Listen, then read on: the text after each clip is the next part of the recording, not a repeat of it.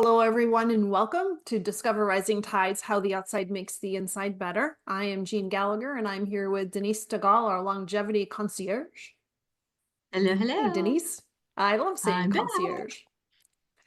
And we're all a little silly today because we're talking about happiness. We just finished talking about happiness and joy, and we're going to talk about happiness and choices, right? And choosing to be Yes, happy, maybe.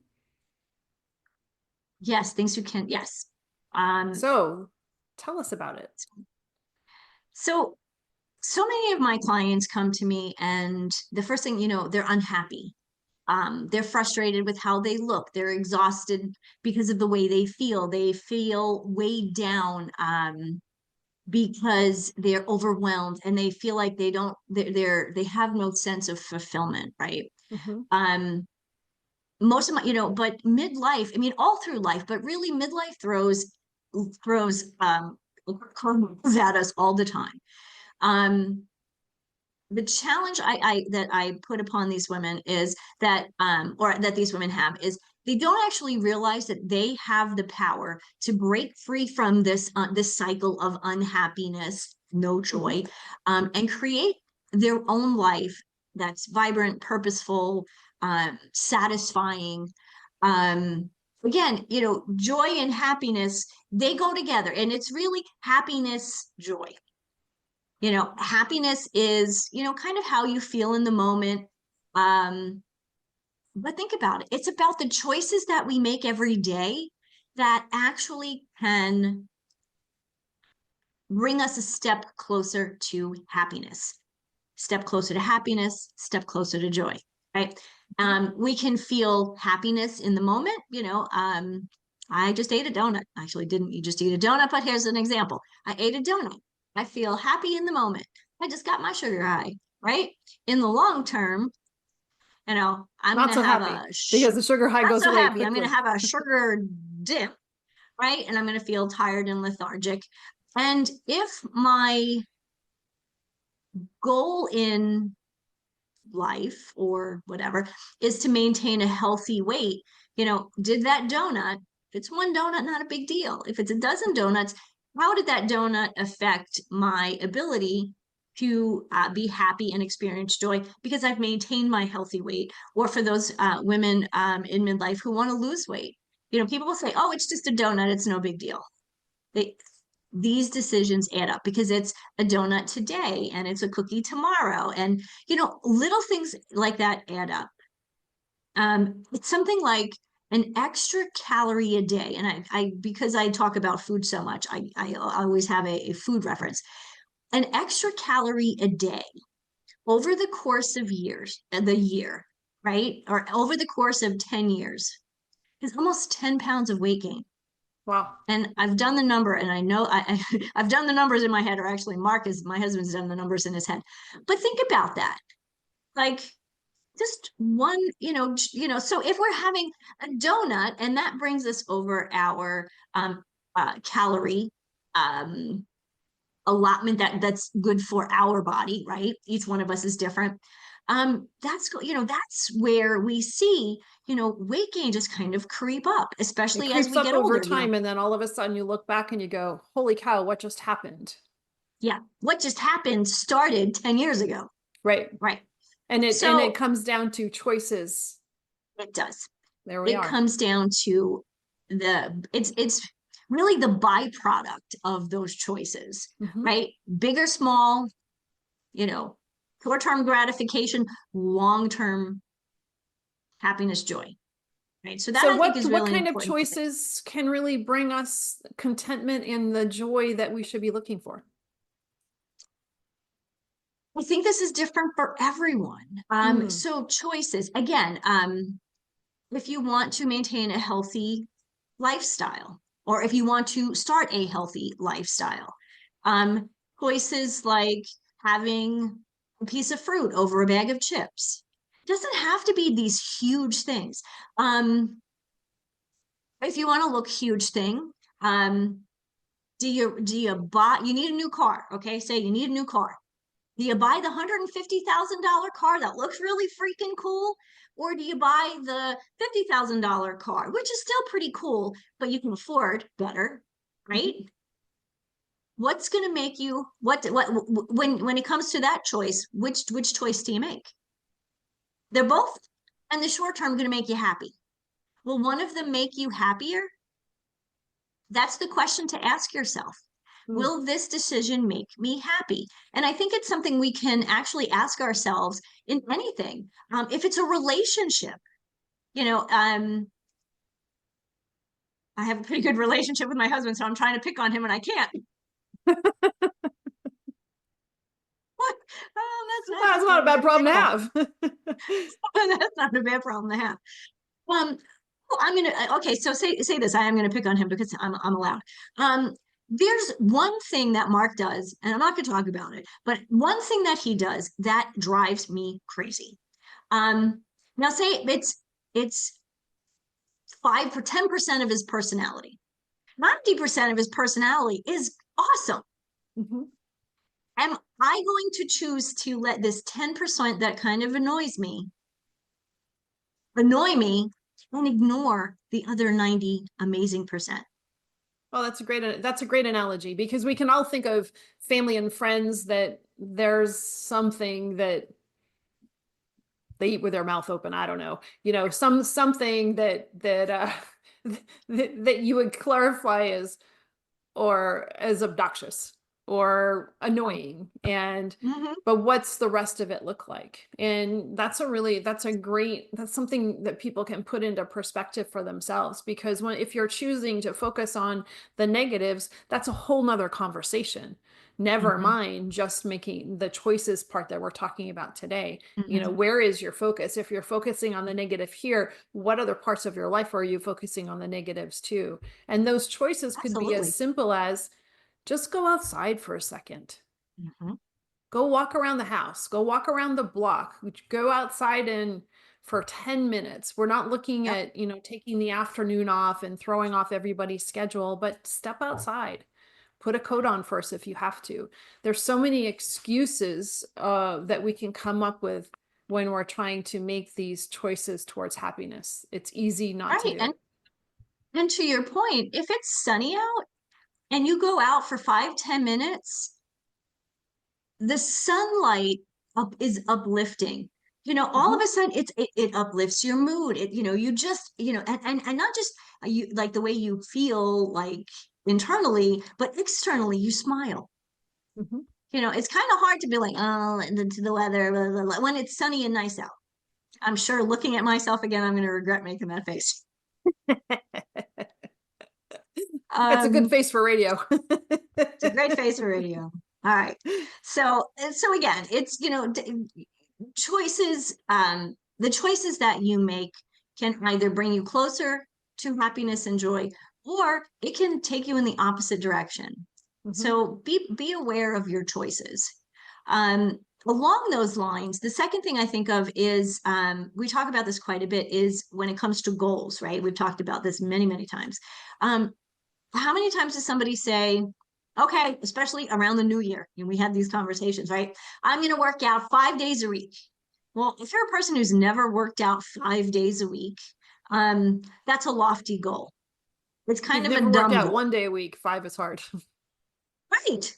So the goal here should be, or could be, instead I'm gonna work out 1 day a week and get that, under your belt.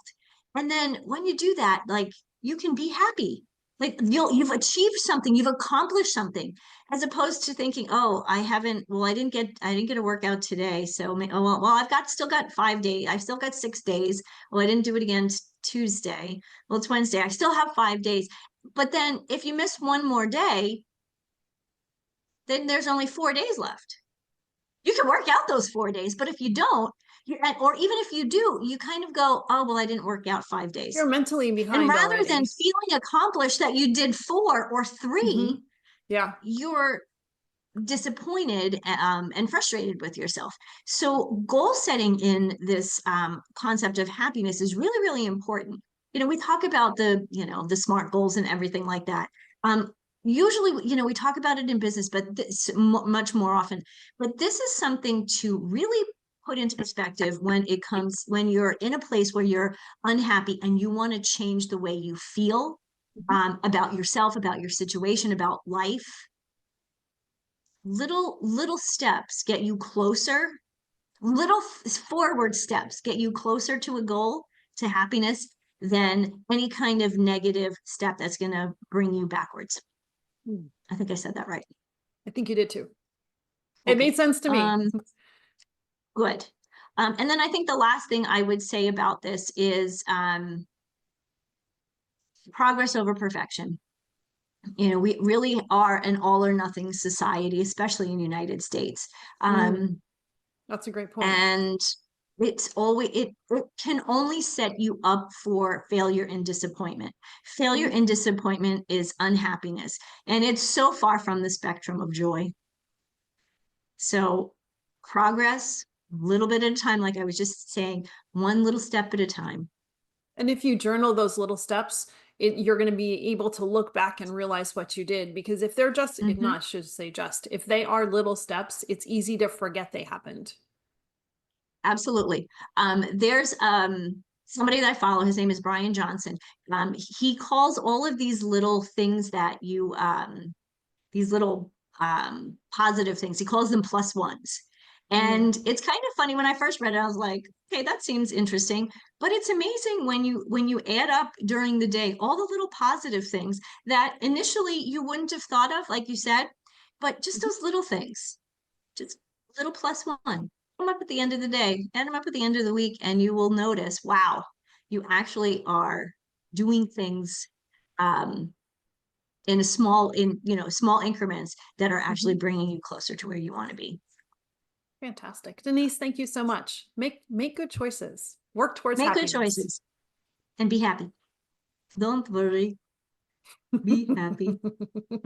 Hello, everyone. This is Jeanne Gallagher, Discover Rising Tides, and I want to just take a moment to talk about my friend, Denise Stegall. I am honored to call her as a friend, and I'm so grateful that she gives us her insight during our shows, each show, and talks about healthy living, eating real food. You hear Denise say, eat real food a lot. Well, she means it, and she knows what she's talking about. She is an amazing healthy living coach, curator at Living Healthy List. And if you ever have any questions about what is real food, why does it matter? How does that apply to me? How do I change? What do I need to do? How do I even create a healthy living shopping list? Make sure that you call her. She is your healthy living coach. And you can find her at healthylivinglist.com. Hello, everyone, and welcome to Discover Rising Tides, How the Outside Makes the Inside Better. My name is Jeanne Gallagher, and I'm very excited to introduce everybody to Whitney Fallon. Hey, Whitney, how are you? I'm doing awesome. How are you? Very well, thank you. And so Whitney is a holistic wellness practitioner, and she's going to give us a little bit give us a little bit about your background, and then we can get started.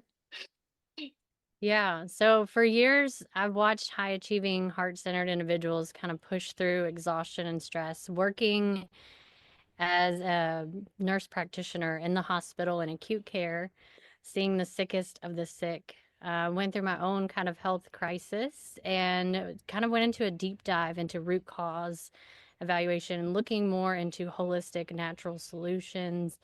Led me down many paths into neurolinguistic programming, hypnosis, energy healing, lots of other things, just connecting with nature and just realizing how we can heal our bodies from the inside out. Kind of just led me down that journey.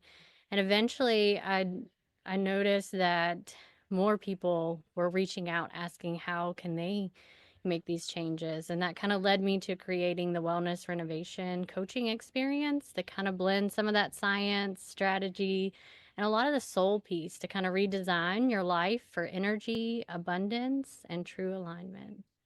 Oh, I love that. I love that. So what was that transition like? Because I love how you put high achieving, heart-centered individuals, because people that are in that in the medical field really are all of that. They're there to make a difference, right? Mm-hmm.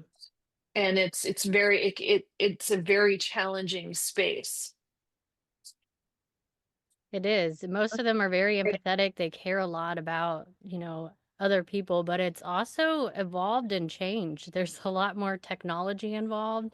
A lot, Mhm. the last time I was at the hospital visiting a loved one, it was like the nurse's phone just kept buzzing and binging the whole time. Like, does it ever stop? Like, how did your nervous system relax in an environment in that way? And I think that's how a lot of them get burnt out because it's go, go, go and it's give, give, give. And a lot of times they become overworked and overwhelmed in that situation. I know that's kind of how I felt, especially during COVID when it was, chaotic and a lot more heightened anxiety and frustrations Mm. going on. But many people still, they have this just like soul piece about them and this mission to want to help other people. So it's really kind of finding what is in an alignment with that. I eventually went when I was going through my health crisis, I knew I needed to go do something different. And I'd had that Mhm. calling for a while and I was putting it off. And I think that's kind of what led to that discord and this, disease that was happening in my body because I wasn't following my soul's purpose. Mm. I was trying to muddle through and keep pushing forward and keep going on. Didn't want to lose that steady paycheck, and that's where I learned that I was starting to burn out and I needed to shift and find something new for me. Isn't it interesting how the body is saying, hello, hello, and then all of a sudden they say, what the hell? You're not listening to me. and and Yes, and it yes. comes out in that big huge exclamation point of, if you're not going to listen, I'm going to make sure that you're hearing me. And it's interesting that you're saying that because we recently had a wonderful conversation with another guest, and Erin Owens Mayhew, and we've had her on the show a couple of times, and she had a health crisis as well because she was just overworked in her business and she wasn't listening to her body, and the body did exactly the same thing that you're talking about, and it's caused her to it caused her to shift her business, but the shift was actually so positive. Mhm. And it's hard. So how is the shift for you and working through your health issues, and did it make you question the field that you're in, or how did you get from one point to the other? Yeah, that's such a great question. For me, I already kind of had that inkling that I was not in the right space. I mean, I knew I was in the space to be able to help other people and really listen. And I was lucky to be able to kind of be in a hospital setting where I had some leeway to be able to kind of sit and talk a little bit longer with some people, depending on my schedule and patient load and what was going on for the day. But, I kind of realized that I wanted to be able to educate and be able to help people prevent what happened or to Mm. be able to rebound and recover from what was going on and how to prevent that from happening again. Because I know I'd often had seen some of the same patients over and over again with the same Mhm. problems.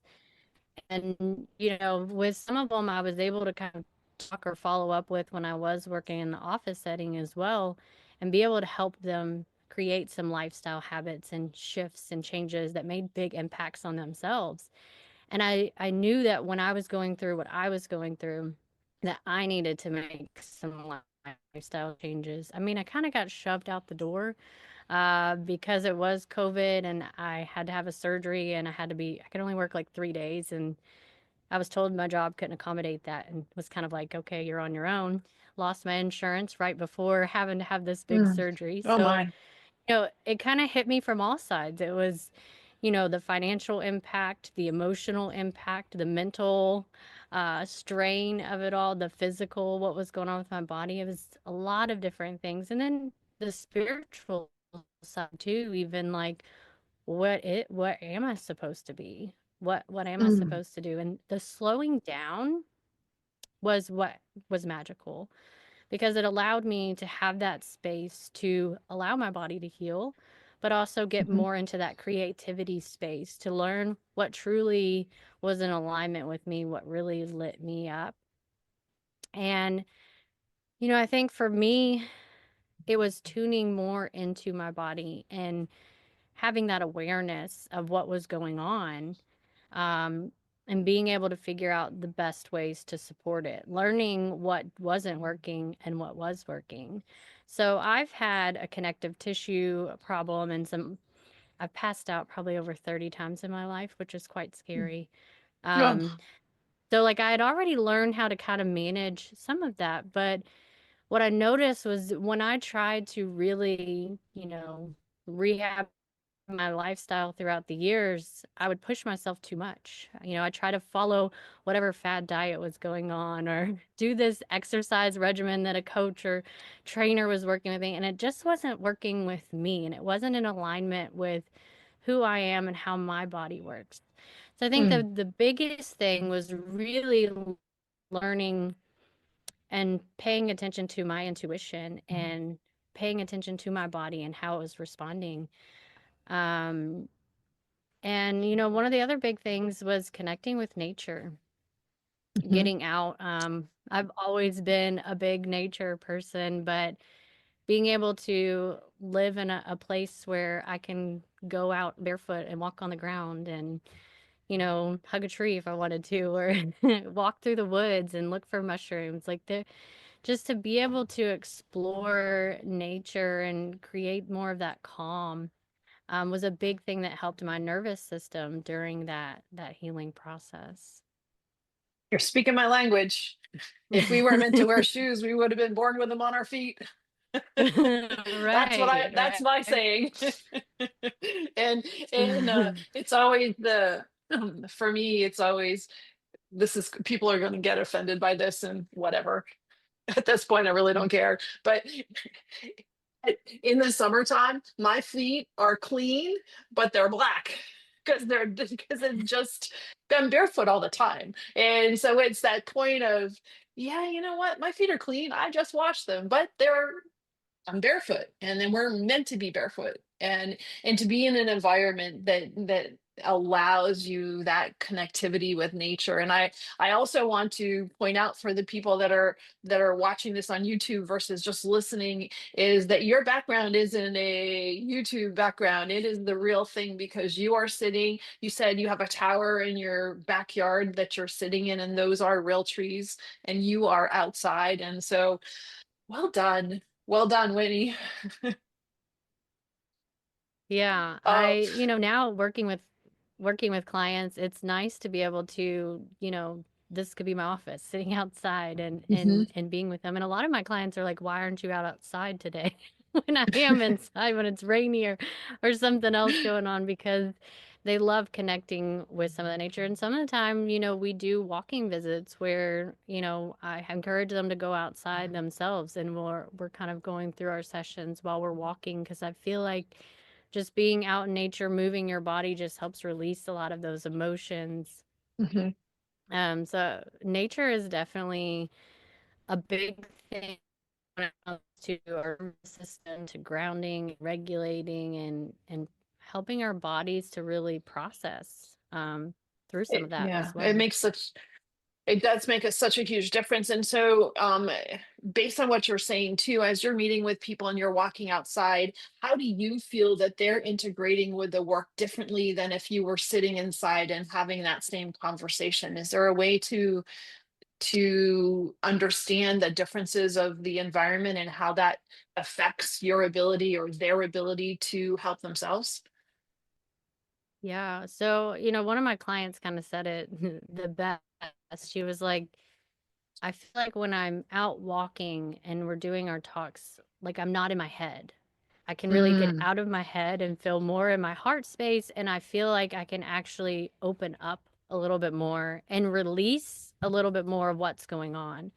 That, being inside, especially when they, are in their home office or a space that they're typically in work zone, it's harder to open up to some of those more deeper emotional layers or be honest with really what's going on with their bodies, because they feel like they're in that work mode and having to put on a front or mask. And so mm. being out moving and walking and allowing that energy to flow allows that things, and it allows it also that it's not as intense when they are processing through some of those emotions, they're able to really release them a little bit more, Mm, and just have more ease, at the end of the session or what we're working through, just to have more kind of calm with it.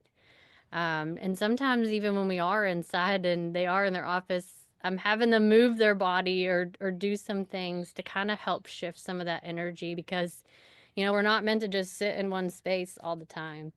Um, mm, there's a lot of things are energy that move and flow. And so moving your body allows some of that energy to move and flow and not be stagnant and stuck within us. And something you said really stuck out to me too, when you were saying that, putting on a front or a mask. That was a Hmm. really an interesting way to look at it, because I can also understand the difference if I'm sitting here inside, or if I'm sitting outside, and there's this piece of relief that happens, or an easiness that happens outside, and I never thought of it as a mask. Or if people are inside, maybe they're not allowing themselves to really integrate with who they are, or it takes longer to get to that point than it might be if you're when you're outside. Taking a deep breath is different. Hmm. Yes, it definitely is a lot different. Um, I think the masking thing too comes along. I work with a lot of neurodivergent individuals, and especially women that don't even realize how much they put on that mask. Not just like Hmm. a makeup mask, but like putting on a mask of like having to be a certain person around certain people, like that chameleon trying to fit in, Hmm. or they have to be in mom mode, or they have to be in work mode, or a different kind of vibe. And so sometimes having that mask, they're not really allowing themselves to be who they are. And the more Hmm. that they're suppressing that authenticity of really who they are and how they process things, that starts to really impact their body, impact Mm. their nervous system. Like we see it a lot in the children, like when they're at school and they got to sit and pay attention, everything. Then when they get home, they're like wild and crazy and running around trying to release all that energy that they've pent up inside. Because that's a form of masking, of like trying Mhm. to be in that zone and then be able to release all that. It takes a lot more work and more time to kind of allow that, instead of allowing it that in spurts. That's why it's really important to have that, you know, time in your day where you just have some resets, whether it Mhm. be 5 minutes to just deep breathing, whether it be go for a walk during your lunch, just having some of those pivotal times in your day when you can have a timeout, shutting down that brain for just those few little bits of time can really help your brain to shut off when you need to go to sleep. Working in sleep medicine for years, a lot of people coming in, just, I can't shut my brain off. I Mhm. can't go to Mhm. bed because it just is like, especially moms that have like a million to-do list of like everything they need to do. Like I can't just shut it off. And it's because we haven't really practiced shutting our brains off and allowing our brains to be paused and stopped for a while. And so the Mm. more that we learn to practice that and have that time out in nature, or time to breathe, or sometimes you just need a snack and a nap. That's what one of my friends said. Just to kind of reset, A snack and a nap. sometimes you just need to pay attention to the basics. Yeah. And it's easy to say, well, you know what, I've got so much to do here, and 5 minutes isn't going to make any difference if I were to step outside for 5 minutes. So I'm just going to plow through all of this. However, that reset is really important, because just taking that 5 or 10 minutes to reset could make a difference in your ability to perform those last few things at the same quality that you might have earlier in the day. Yeah. definitely. There's scientific studies about it, for productivity and stuff, that you have to have certain breaks to kind of allow your brain to kind of settle back down, especially if you're doing something that is stressful or Hmm. overwhelming. Working in the hospital, there were times when, it was like a near death, they were on the verge of dying and doing CPR, and that was a lot to give during that moment. And so sometimes I had to take some time to kind of decompress from that and rest before I go on to the next patient. So I'm not in that revved up mode either. To be able to think clearly and stuff, and not being in that critical moment. Mm. And you mentioned that you work a lot with neurodivergent individuals. And before I want to dive into that just a little bit, but can you also explain for the listeners exactly what is it's a term that's very common to hear lately, or it's shown up on my radar lately, but can you explain quickly really what it's like to be neurodivergent, and what does that really mean? So, this term wasn't really coined until like the late 70s, but essentially, to Really, kind of explain that it, long ago? yeah. Wow, I had no idea, because it seems like it's just shown up more recently than that. I had no idea. I think because it's on people's radar more, and a lot more people are starting to get the diagnosis or to get awareness Mm. that, there was something going on. Um, but neurodivergent, it's just basically means that your brain beats to its own drum. It has its own rhythm. It's kind of unique. Um, the way, I kind of explain it from my experience is that kind of relate it to like a computer. I feel like many times my brain has multiple tabs open. And you know how sometimes if you have one YouTube video playing and then something else pops up like a podcast and you're hearing both at the same time? Hmm. Well, a lot of times my brain can do that. In a big crowded area, I may be having a conversation with someone, but I may be noticing this new person walking in. I may be noticing there's a dog over there.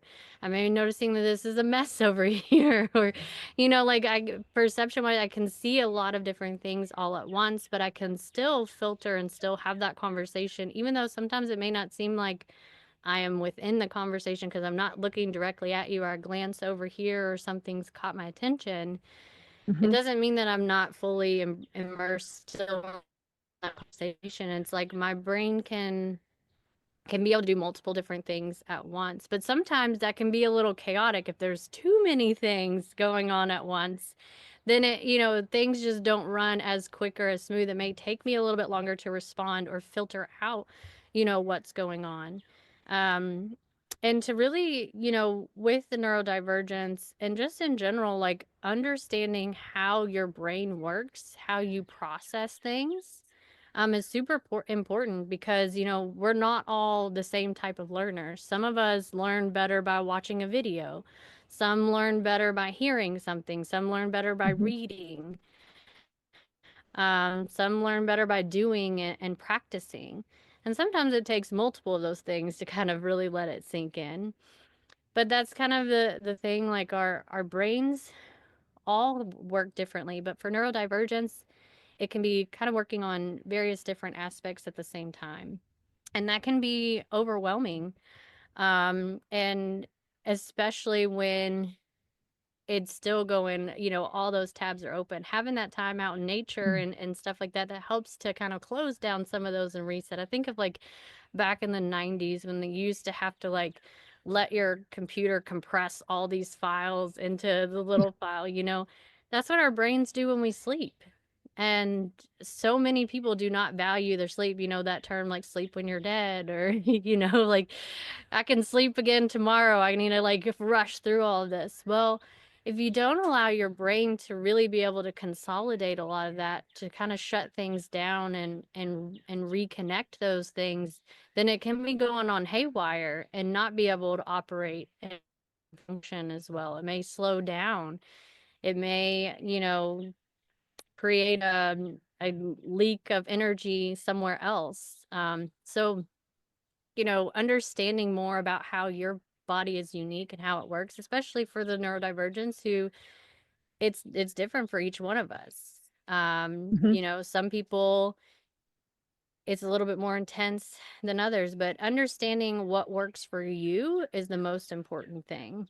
Because I know most of Mm. the time we're trying to follow, you know, what society's doing, those fad diets, or, you know, what this person's doing. Like, I know kind of, you know, working in a field, it's like, okay, you got to get up early, you got to go, go, go, push hard. You know, as entrepreneurs, sometimes we get in that rat race of we got to do more, more, more, more.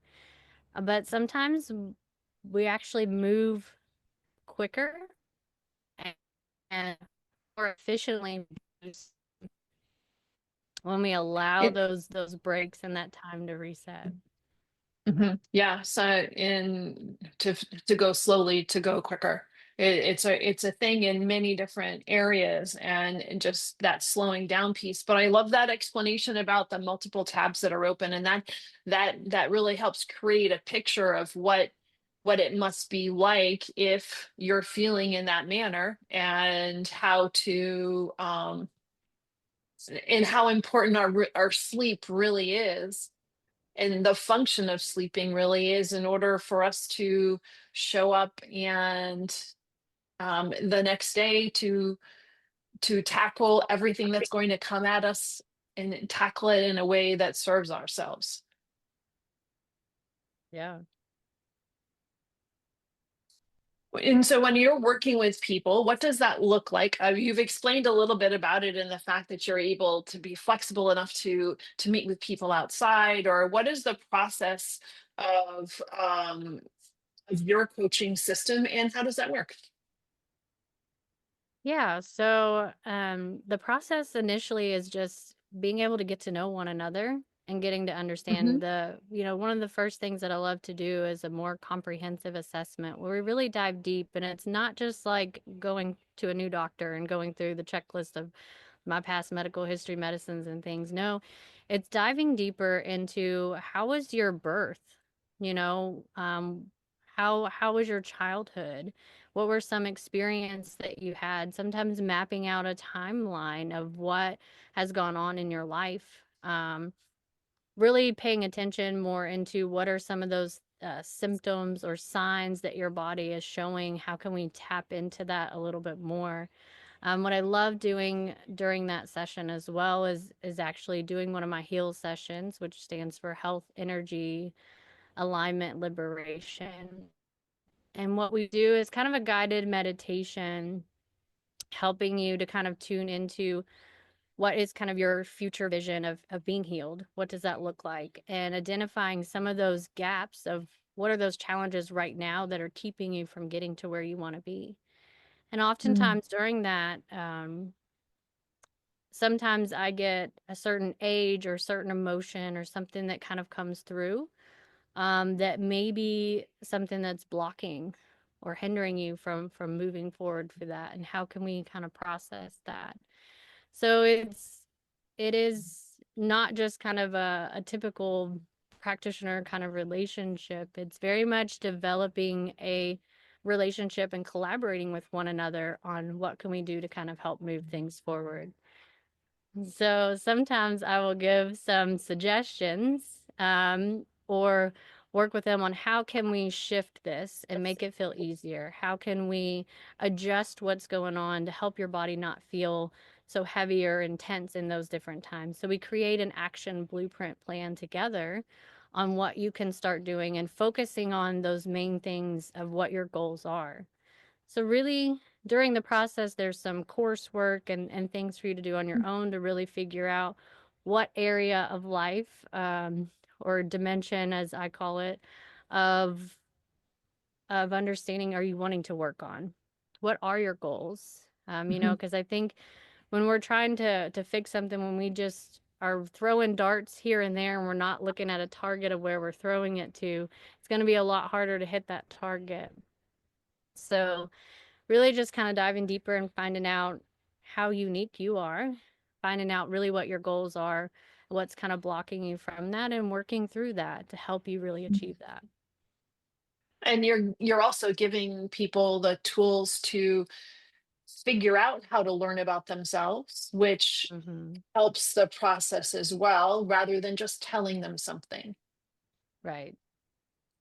That's the one thing that I felt very out of line with working in the medical field. That, a lot of times we were told, you look at your differential diagnosis of what could be going on, you kind of decide what you think's the main problem, and you give a prescription, for that. But Hmm. sometimes, there may be options, especially nowadays. There's so many different options and Hmm. prescriptions or different things. And so a lot of times I would educate my clients on what they are, what the side effects could be, and help them kind of make an informed decision about which way to go. But that takes time. And a lot of times I was, encouraged by leadership or other people. No, you just need to tell them what to do. Some people just need to be told what to do. And I will Hmm. say some people prefer that because that's what they're used to. So I just want someone to tell me what to do. I just want to hit the easy button, Right. but sometimes if I just tell you what to do, it may not work out for you. And so that's also the important piece of having those regular check-ins to say, okay, we decided on this. Is that working out? What is working? What's not working? How can we adjust it to make that work?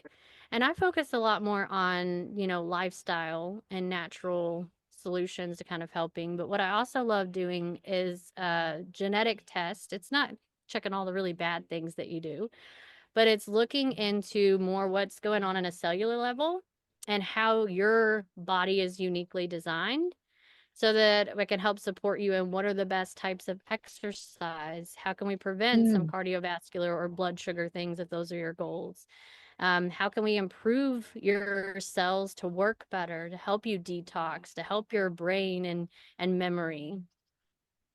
And so that helps to kind of more laser focus what really we can do that's going to work for your unique body type. Then, just picking random things and trial and error and seeing how it goes. So it gives us more targeted solutions to be able to work with. Well, that's fantastic. And it throws a bit of the science into it so that you can be more specific with, or more individualized with each person. And I think too that also helps teach the individuals more about themselves, and having that piece of foundation of knowing, here's what we're going to work on now, here are some things to look for and observe, and what are you finding and what are you learning, and here's why we're doing this, also can help build a foundation. Because I don't know about you, but social media tells me what's best for me all the time. Right. And we're inundated Uh-huh. with all these things that are better for us, and because that's the AI that's driving something to us, or whatever, for whatever reason. And so it's easy to ping pong back and forth by all these shiny new things that are showing up. But if you have a foundation of, okay, so I know that this is why I'm doing this, and these are the things that I'm looking for, you're getting a cause and effect, that you're building an integrative system within yourselves to help discern what might or might not work, that's like coming externally at you. Yeah, definitely. Being able to better learn how your body works, Hmm. that one genetic test, it's not like a test you repeat over and over and adjust. Like that is your unique blueprint. And once you start learning more about how you're uniquely designed, that can help. Like for me, example, I didn't know I had a genetic mutation that impacted how my body methylated or kind of broke things down, how I could Mm. detox. And I was always so sensitive to medications. And like I took a non-drowsy Dramamine and slept for 3 days when I was supposed to be on this like college convention that I paid all this money for. And I was like, man, I wanted to be a part of that. Like that was awful.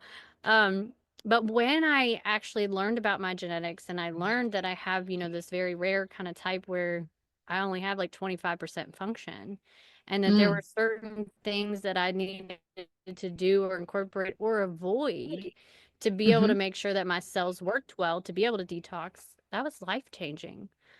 Oh, To wow. know like why I would feel a certain way when I ate certain foods, certain foods would bloat me or make me have headaches or feel irritable. Even just like regular vitamin B12, which they have put that thing in all kinds of drinks, even vitamin waters, all of that. I'm like, oh, I'm getting healthy. This is supposed to help with fatigue and energy.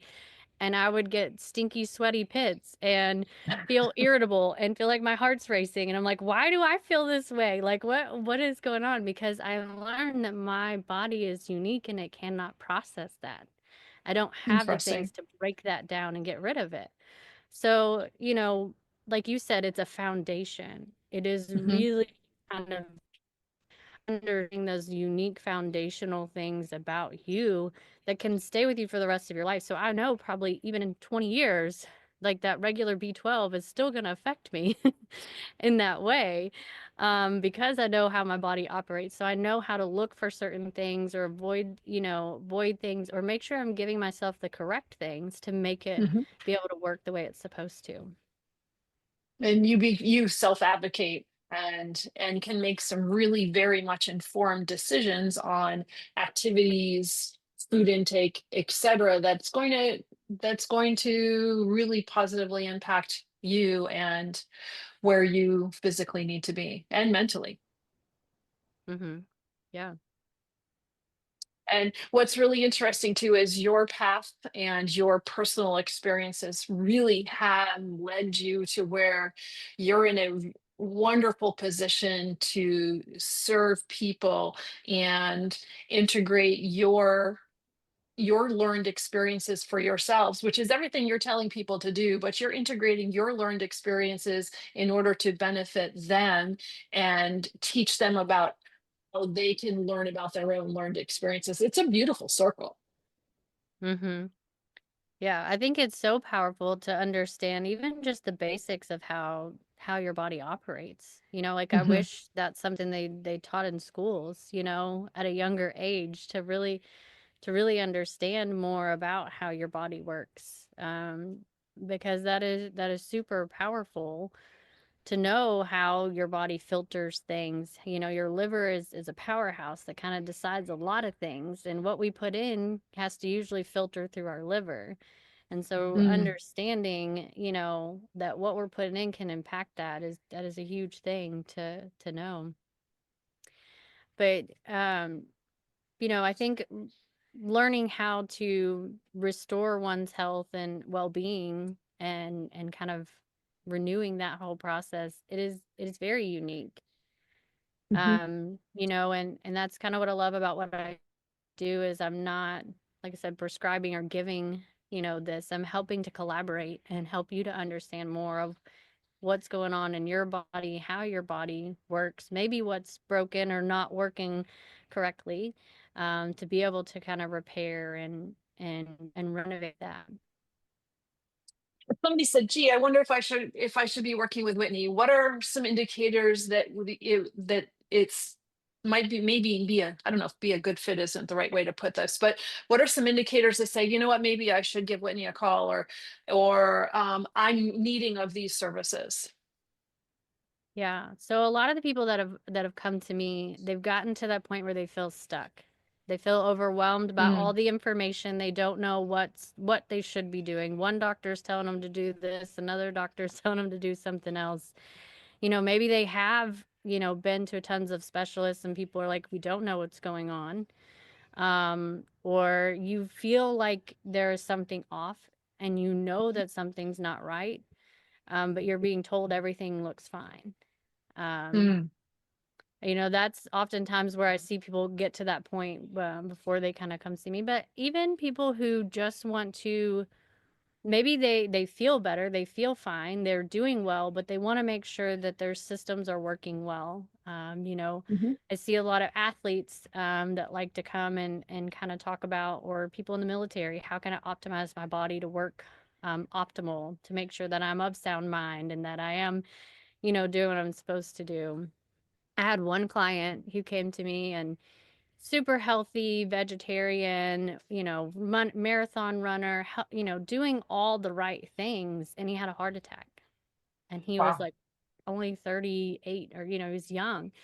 And he was like, why, why did this happen? And I don't want to be on these medicines for the rest of my life, So digging deeper and learning more, like that endurance long running, actually his body wasn't able to detox from the muscle breakdown in those longer runs. So just even shifting his exercise regimen to do more strength training or more sprint runs, a shorter distance, was a huge impact on how his body could function and operate, giving him the right nutrients and things to support his cholesterol and support his body's detox process.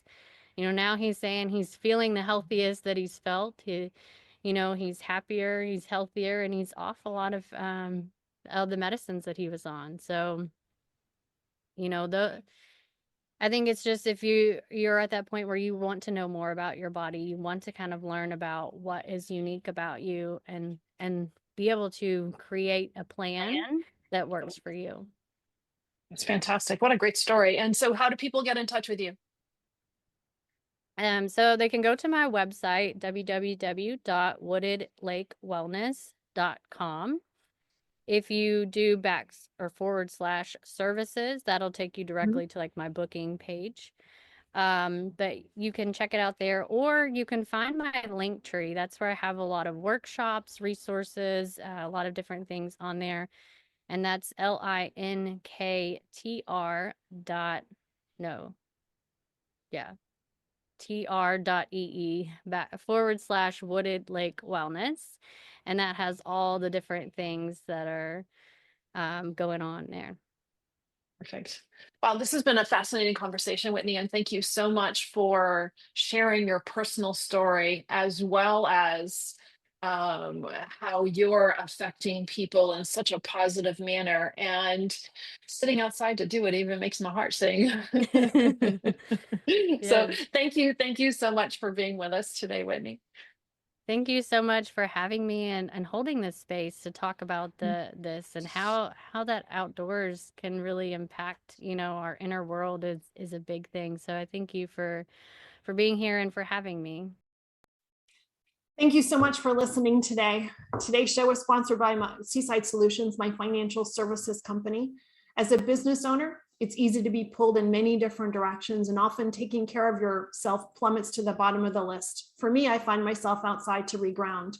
My time outdoors helps me manage my day more effectively and be more present for my clients. Through this, Discover Rising Tides was born. At Seaside Solutions, we truly believe that education is the foundation of financial wellness. Our primary focus is to provide guidance that is designed to help you achieve your long-term financial goals and visions. Working with a plan allows space for doing more things that you love, like being outside to make the inside better. If I can help you create or realign your plan, or if you would like to be added to my weekly newsletter, please let me know. This week's topic was 5 ways to set more achievable goals. Your referral means the big, beautiful world to me, and if I can help, please let me know. And thank you so much for listening, and see you next time.